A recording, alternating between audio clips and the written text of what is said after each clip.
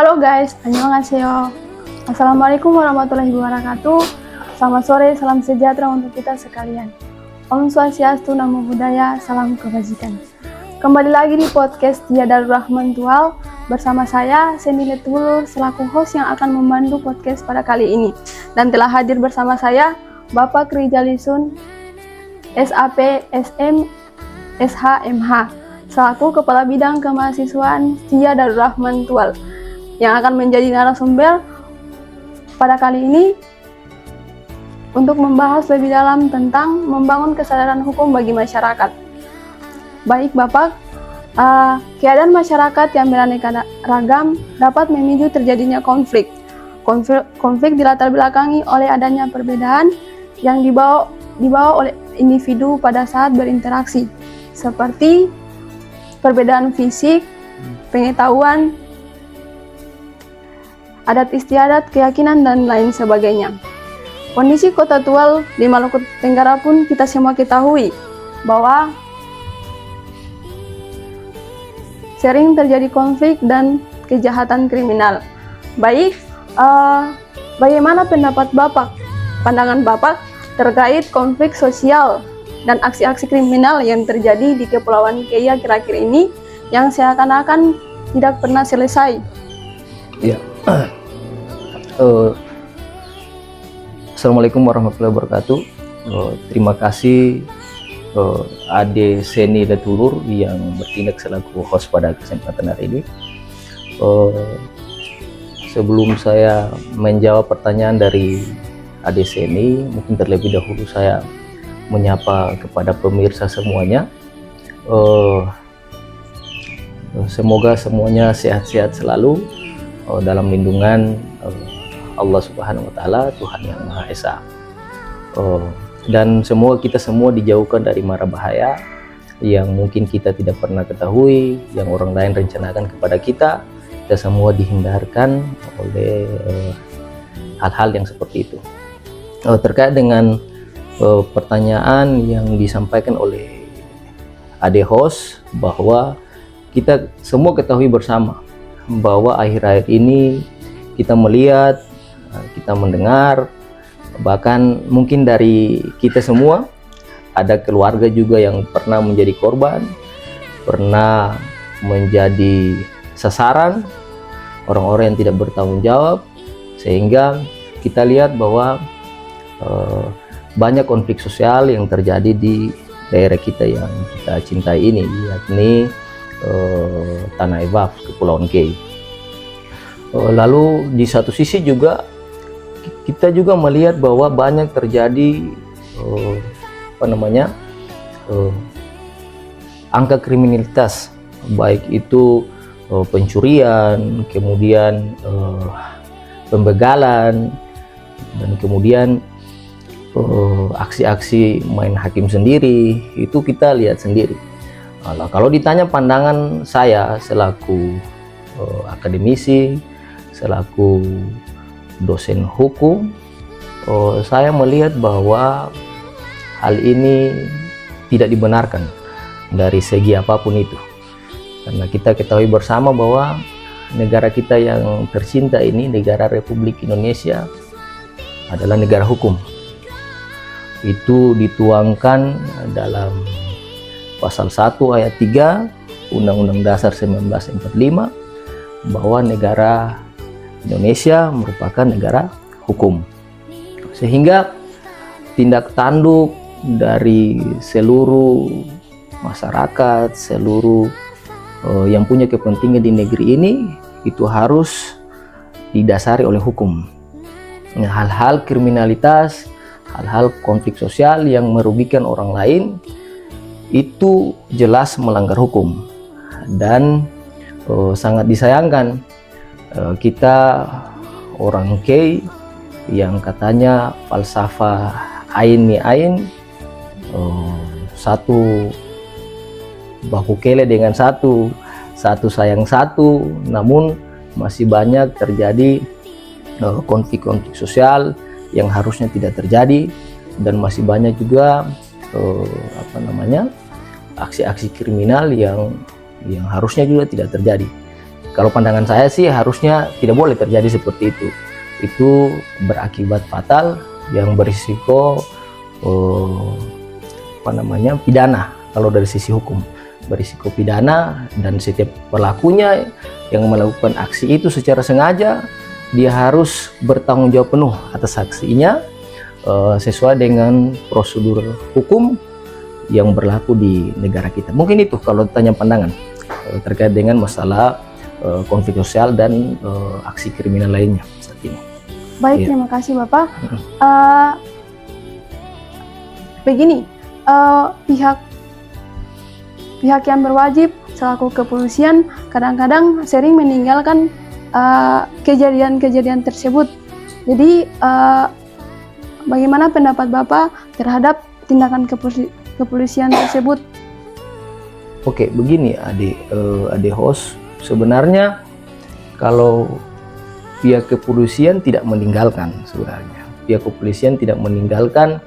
setiap aksi kejadian yang terjadi di masyarakat. Namun sesuai penglihatan saya, yang saya amati, kepolisian justru sudah menjalankan tugas dan fungsinya secara baik. Nah, kadang kita masyarakat berpikir bahwa ketika ada aksi aksi kriminal di lapangan, di masyarakat, kemudian ada konflik sosial yang terjadi, itu sepenuhnya menjadi tanggung jawab pihak kepolisian untuk menyelesaikan. Namun tidak sebenarnya. Ketika ada terjadi masalah konflik sosial, kemudian ada masalah kriminal lainnya, itu sebenarnya menjadi tanggung jawab kolektif kita semua, bukan hanya tanggung jawab pihak kepolisian dalam menyelesaikannya. Pasti yang terjadi ini ada sebabnya, iya kan? Pasti ada sebabnya. Kenapa sampai bisa terjadi konflik sosial? Kenapa sampai bisa terjadi aksi kriminal lainnya? Sesuai dengan topik kita bahwa hari ini membangun kesadaran hukum bagi masyarakat, masalahnya itu satu, yakni masyarakat belum sadar tentang hukum itu sendiri. Nah, sehingga apa? Sehingga konflik sosial itu dia terus terjadi. Konflik antar individu, bahkan sampai merugikan materi, bahkan ada yang menghilangkan nyawa orang lain. Itu berakibat dari tidak adanya kesadaran hukum di masyarakat. Itu menjadi dasar sehingga konflik sosial ini terus terjadi dan aksi-aksi kriminal itu sering terjadi. Nah, makanya pada kesempatan ini kita coba membahas tentang itu. Kita coba membahas tentang hal tersebut. Kita coba memberikan pandangan-pandangan hukum terkait hal tersebut agar kiranya ada solusi yang terbaik, agar konflik-konflik sosial dan masalah kriminal lainnya itu dapat terselesaikan sesuai dengan harapan kita. Mungkin itu. Baik, tadi Bapak menjelaskan bahwa masyarakat kurang memiliki kesadaran hukum. Ya, tapi pada daerah masyarakat sudah ada kesadaran dalam dalam arti beragama iman. Jadi masyarakat juga harus berpikir panjang karena mereka kan mempunyai dasar iman yang harus mereka tanamkan supaya mereka tidak boleh melakukan kejahatan hukum. Jadi bagaimana pendapat Bapak? Iya, betul yang saudara Seni sampaikan, adik Seni sampaikan, bahwa harusnya tidak terjadi pelanggaran hukum, harusnya tidak terjadi masalah kriminal, masalah perkelahian, itu harusnya tidak terjadi. Karena apa?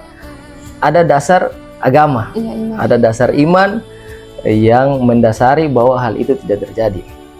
Cuman fakta yang menunjukkan akhir-akhir ini itu terus terjadi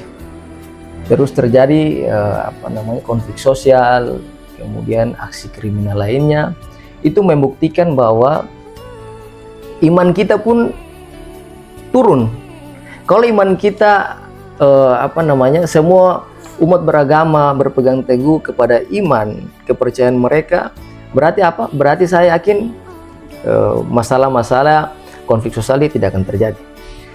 Tapi itu dia tadi saya bilang bahwa yang menjadi akar permasalahan itu ada beberapa hal yang mendasari terjadinya konflik sosial di masyarakat, kemudian yang mendasari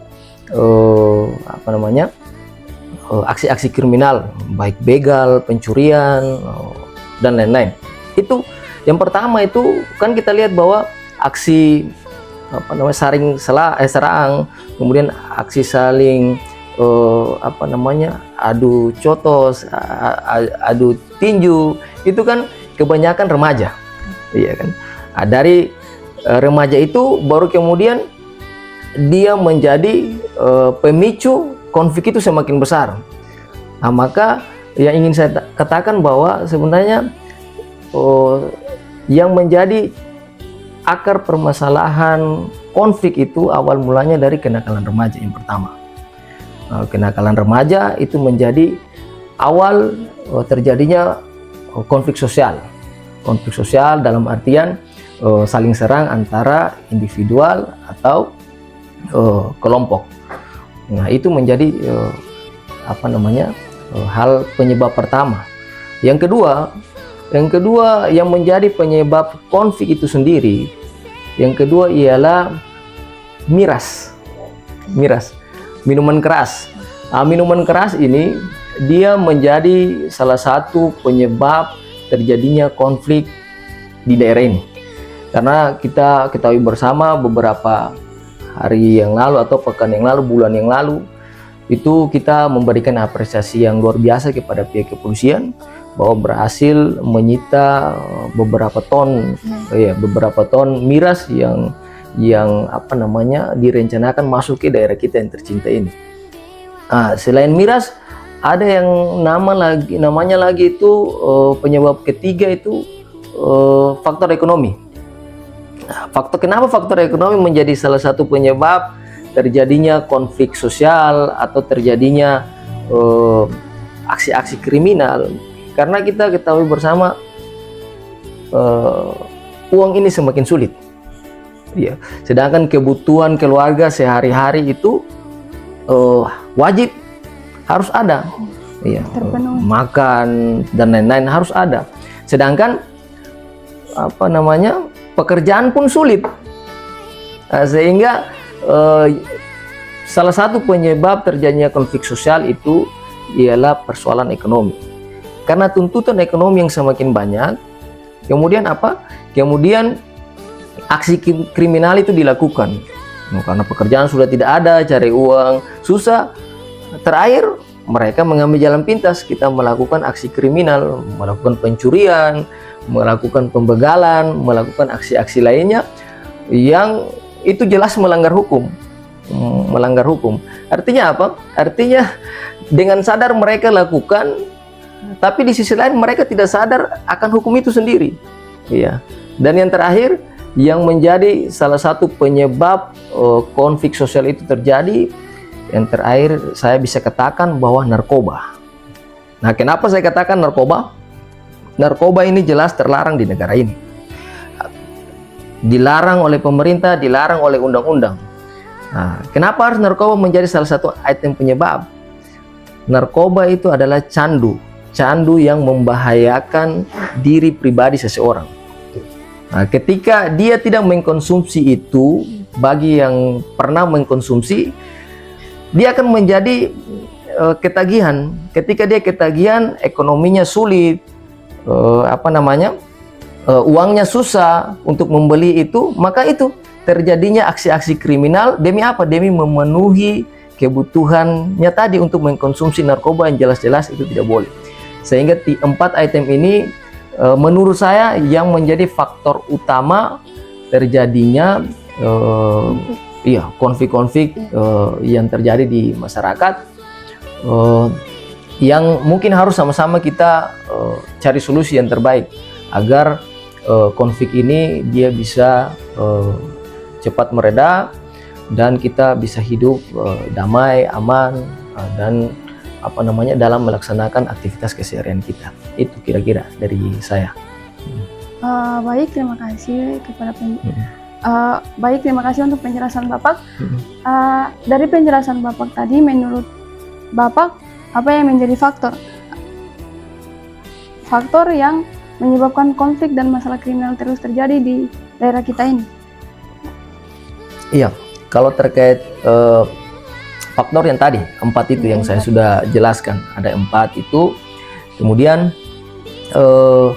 masalah kriminal ini yang tadi saya katakan bahwa mari kita sama-sama mencari solusi yang terbaik dari keempat penyebab terjadinya konflik tadi. Sehingga apa? Sehingga konflik yang terkesan berlarut-larut di daerah kita ini, terus masalah kriminal yang terkesan berlarut-larut di daerah kita ini kayak seakan-akan tidak ada penyelesaiannya, seakan-akan tidak ada apa namanya solusi, itu harus segera kita atasi. Kalau ditanya apa namanya, bagaimana ini tanggung jawabnya siapa?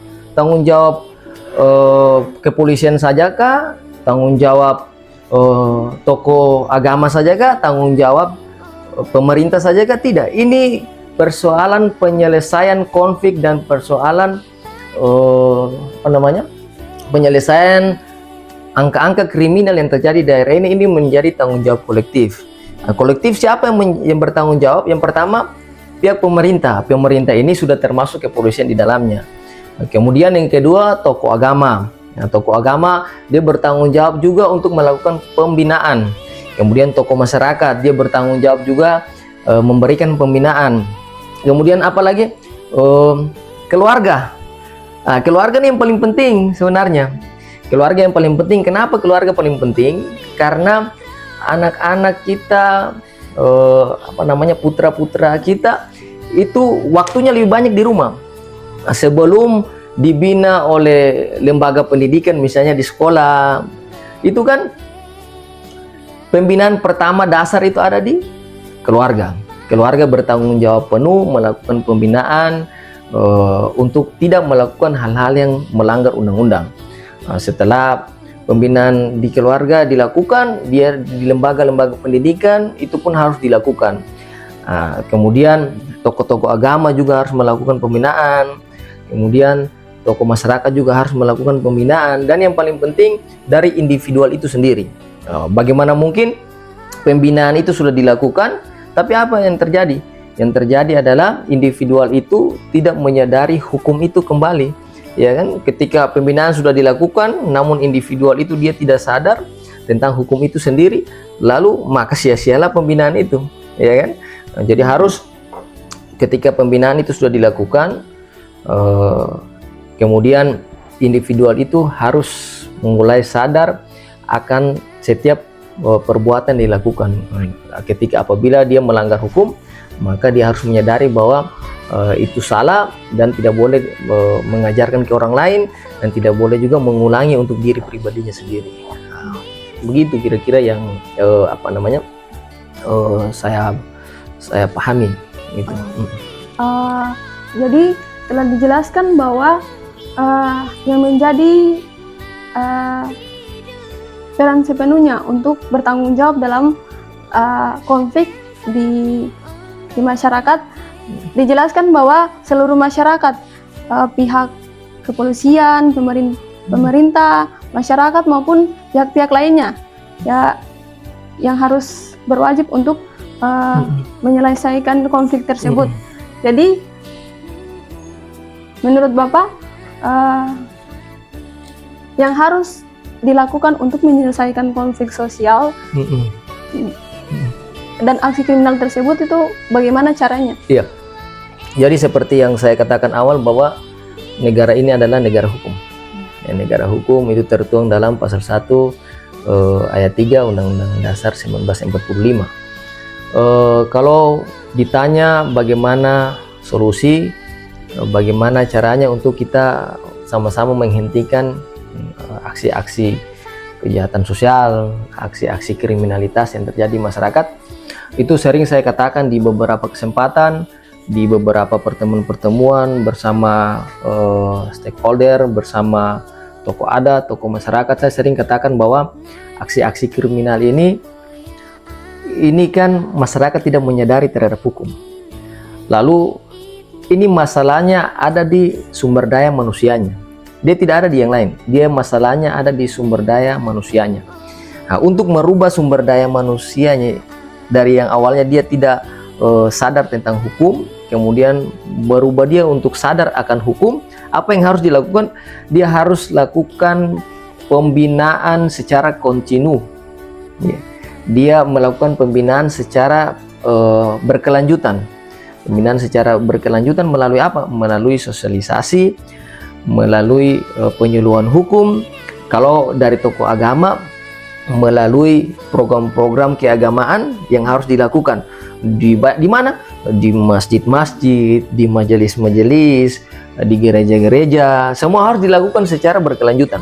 Karena untuk membangun mindset, paradigma berpikir manusia itu dia butuh progres.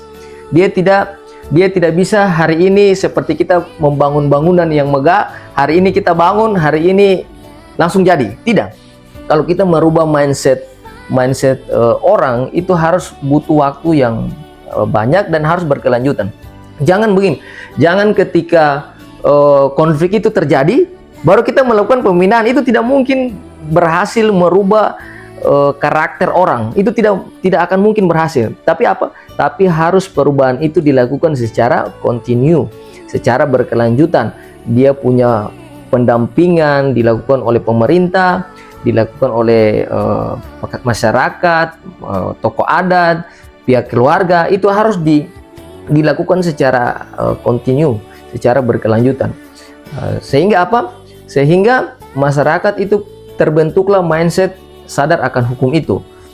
Lalu apa?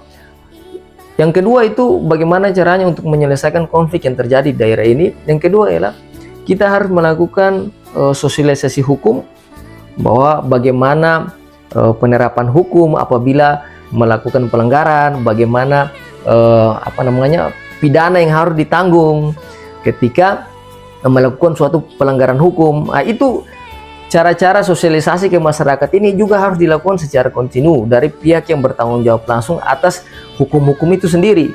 Coba katakanlah pihak kepolisian, mereka jangan tunggu konflik dulu baru melakukan sosialisasi tentang kesadaran hukum. Tapi sebelum terjadinya konflik itu juga mereka harus terus melakukan program sosialisasi terhadap hukum itu sendiri. Supaya apa? Supaya mindset itu terbentuk di masyarakat. Masyarakat mulai sadar hukum, mulai dari hal kecil, dari lingkungan keluarga. Masyarakat mulai sadar hukum, misalnya yang belum punya KTP sadar hukum, mereka harus wajib membuat KTP. Yang dulunya buang sampah di laut, ya kan? Buang sampah di laut harus tidak lagi membuang sampah di laut. Nah, itu ketika pola hidup masyarakat sudah seperti itu, berarti masyarakat sudah mulai sadar hukum. Yang awalnya masyarakat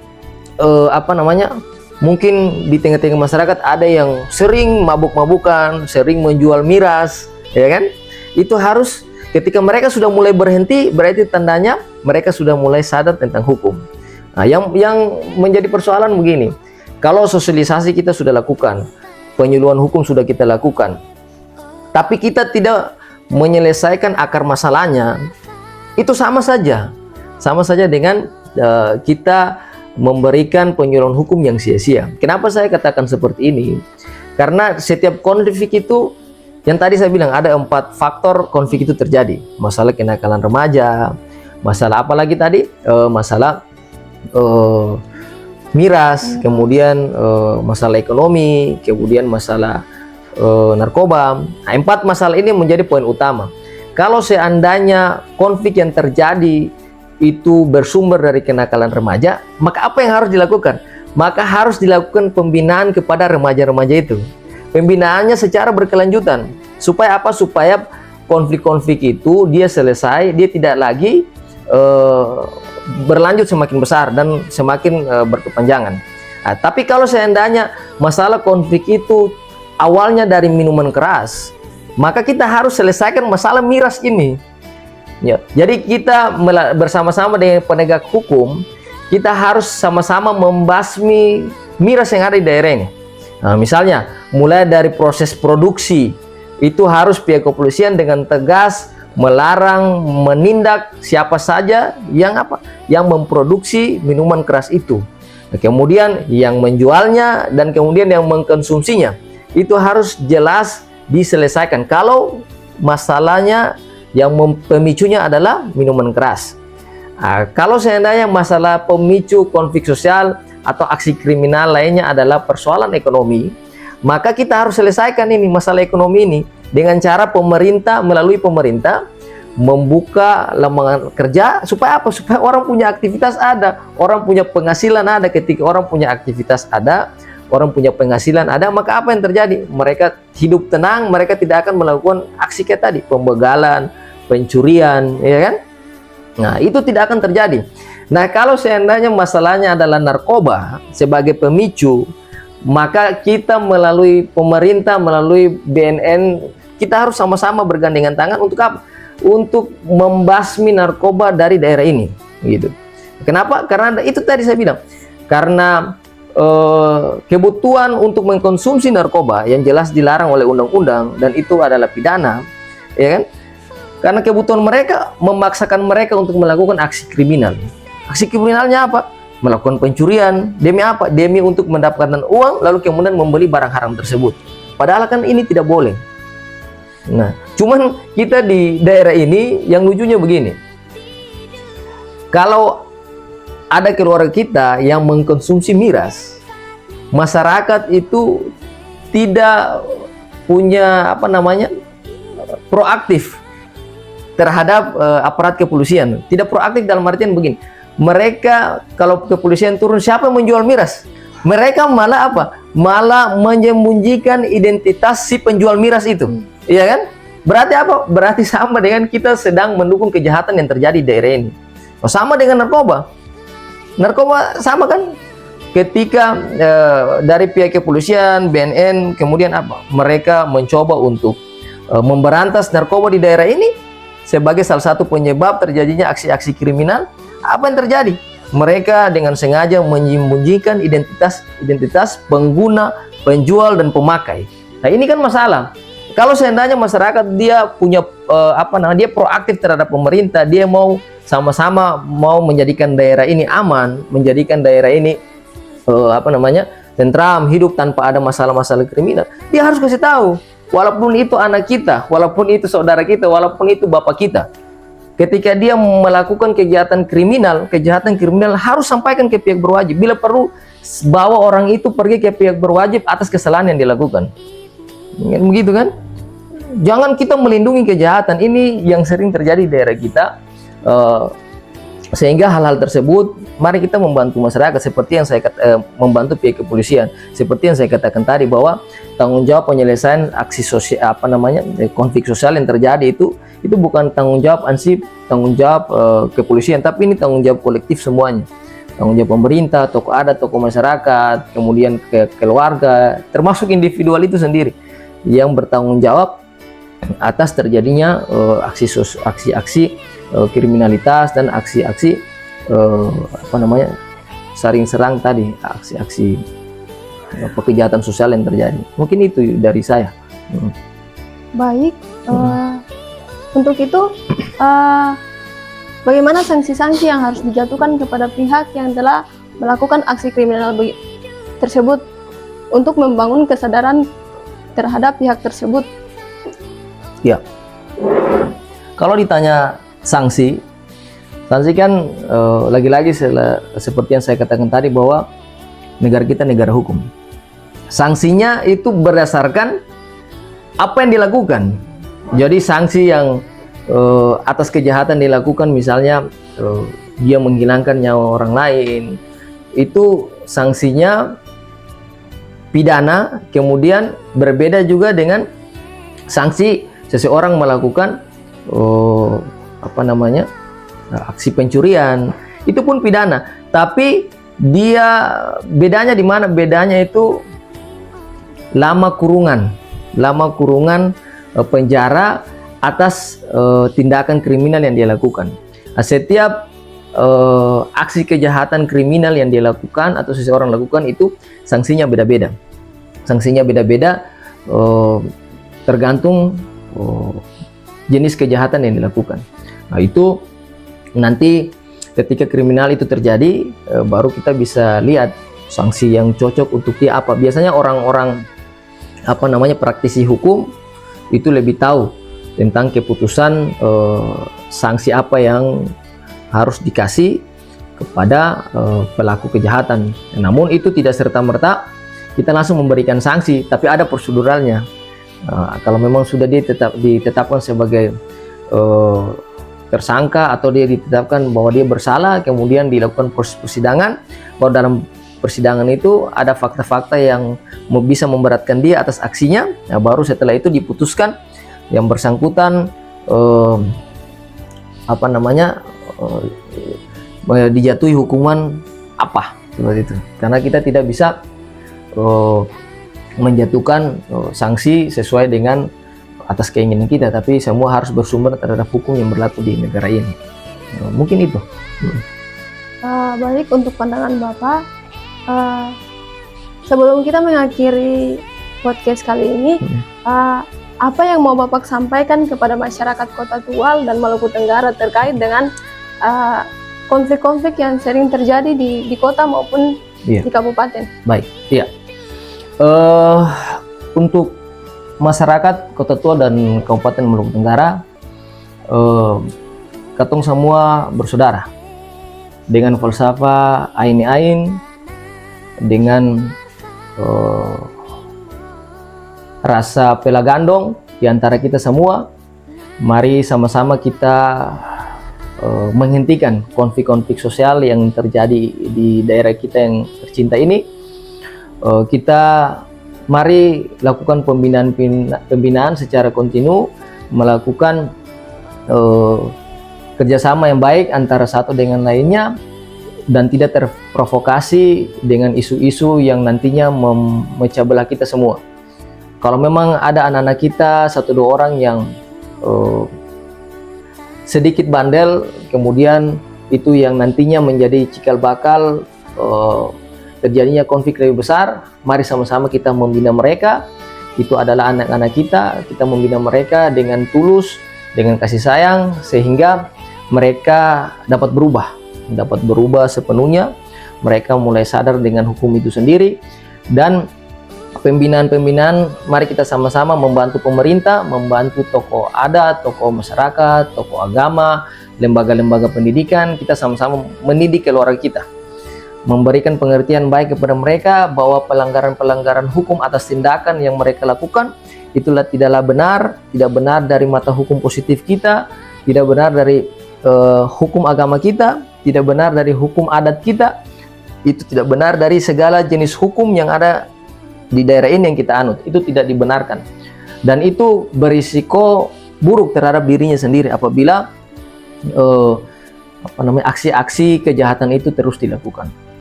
Nah, itu akan merugikan kita, merugikan apa? Secara material, ya kan? Nah, banyak orang lain yang dirugikan, dan terakhir kita pun akan bertanggung jawab material-material yang sudah kita rugikan terhadap orang lain.